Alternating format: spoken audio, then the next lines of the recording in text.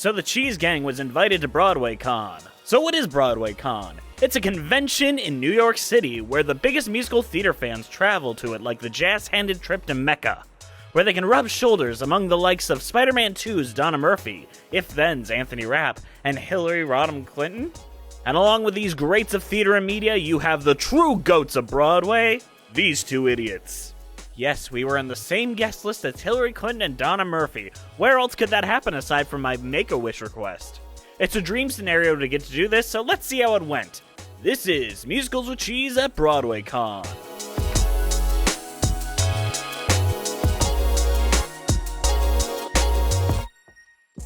We left for NYC at 4 a.m. for a 6 a.m. flight to the Big Apple. I was joined by my girlfriend Miranda, who was my travel buddy through it all.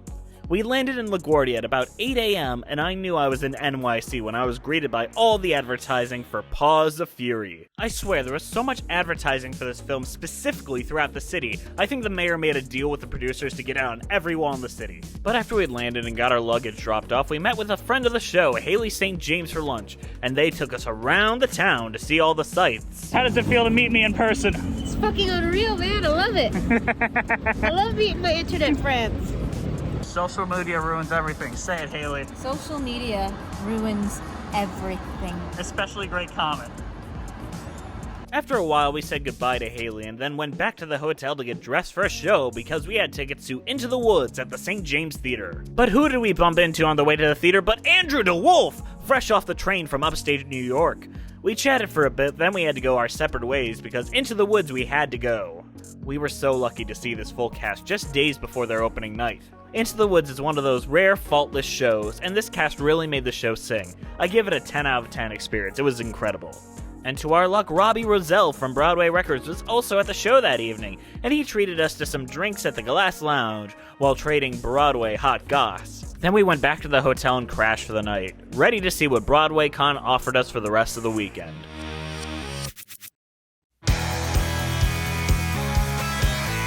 So it's Friday, and the first day of BroadwayCon, and I popped by the BPN room and helped Andrew for a morning bagel and coffee run. Everyone's favorite editor, Elizabeth Eston, came in shortly after that, and we thought it was the perfect time to check out the BroadwayCon vendor halls! Ooh, sleek.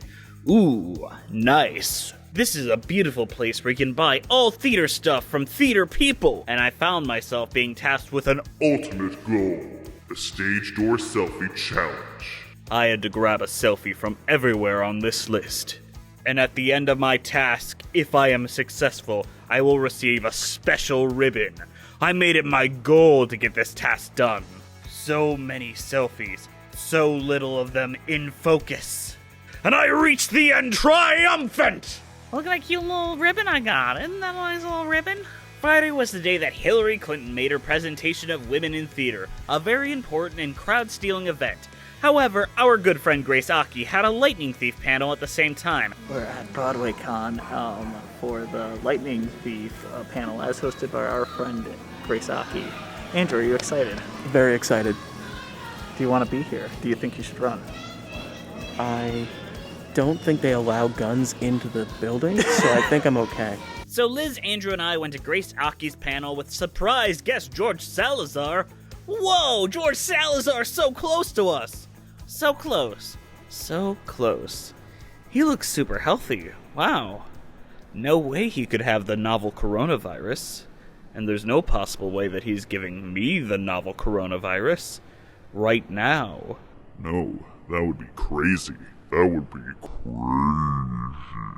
Either way, after the panel and saying hi to Grace for a bit, we went right back to the BPN room to see my good friend Katie Rosen's podcast, The Leading Ladies of Fitness. And while sitting in the audience between panels, I thought to myself, let's take everyone to go see A Strange Loop tonight! It's not a rash or jump decision, it's a great idea! So I hopped onto Today Tix and got us some tickets for dirt cheap. Or so I thought.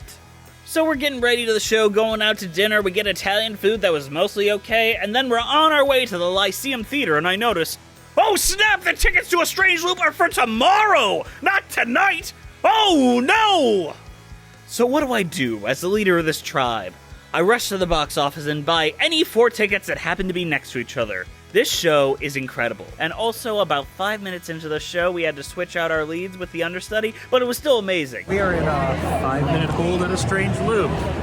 What's your review of the show so far, guys?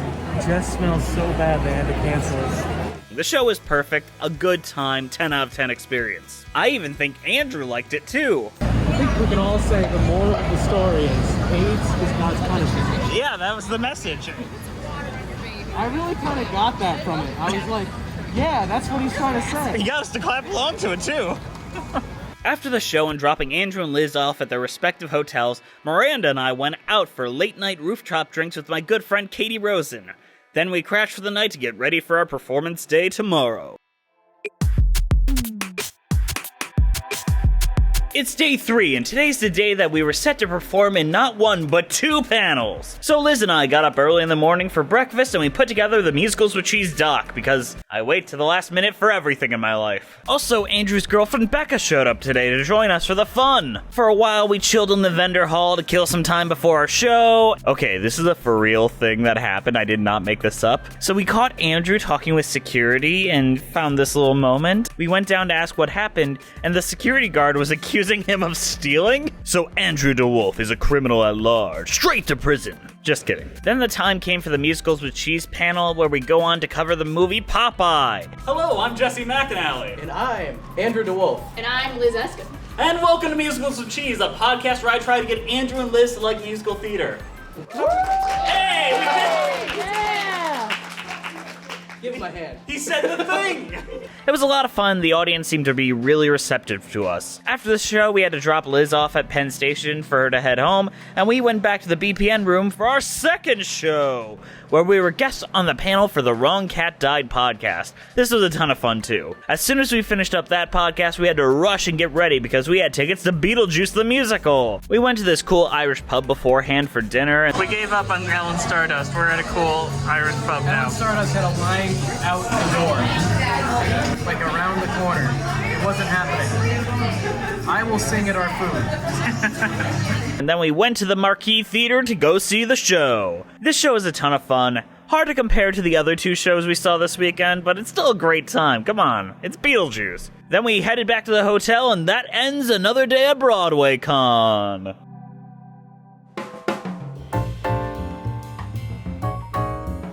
BroadwayCon is officially over, but that doesn't mean my trip is. But today we do say goodbye to Andrew and Becca, and before that we took them out for a very, very nice breakfast. Seriously, this is probably the best meal we had the entire trip. Then we said goodbye to Andrew and Becca, in the only way we knew how, very awkwardly. You said wave, not me. I said wave. That's yourself. We couldn't be sad for too long because we had so many more things to do. After maneuvering the subways, we made it down to 30 Rockefeller Center and everything that surrounds it. We saw the Radio City Music Hall. Then we found this really cool church that was in session. It was pretty neat. And of course we had to stop at the American Girl store. I mean, how do you go to New York and not stop at the American Girl store? That's such a Kit Kittredge thing to do. As if the American Girl store didn't overstimulate us too much, we went to FAO Schwartz, which might be the most overstimulating place in the entire world. I mean, what else could top it except for the M&M store, which is just as bad. Then after all of that nonsense, we went to this beautiful Japanese restaurant as recommended by Grace Aki, and finally some good flippin' food. And then we bought last-minute tickets to a sold-out Joe Iconis concert and barely snuck in. And what a time that was. Truly, this is incredible. I love the 54 Below. But it was at this concert I learned something disturbing. George Salazar couldn't perform that night because he had COVID? No way! I was just feet away from him! And by coincidence of coincidences, a few days later, I get COVID? I mean, I don't think it would be completely off base to say that George Salazar 100% gave me COVID in New York City. No, that would be wild. But either way, the concert was great. The 54 Below is beautiful. I'm glad I went.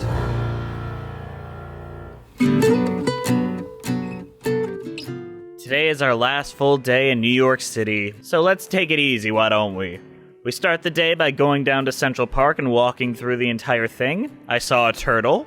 Miranda and I stopped by Strawberry Fields, and I said dumb shit. Then Miranda and I hopped on a subway down to Wall Street, where nothing bad has ever happened. We checked out a bunch of really cool churches. Seriously, there's a lot of churches in New York. You should check them out. Then we went to another church. This one's called Trinity Church, which you might know from the lyric in Hamilton, because hell yeah, there he is. He's buried right there with Eliza. And maybe Philip, we don't know where he's buried. We waved at the Statue of Liberty from a distance. Then we stopped at this really cool bar called the Independence Bar. Apparently this is where they had discussions about the Revolutionary War. I don't know, but they gave me some bomb-ass drinks and I had a good time. How would you rank it? 10 out of 10. 11 out of 10. 10 out of 10. And then, this being the one night that we didn't see a live show, we decided to go to the Alamo Draft House, which is a place I've always wanted to go, and we saw Thor Love and Thunder, and it was okay. But the Alamo Draft House is a really cool theater. And thus ends our last night in New York.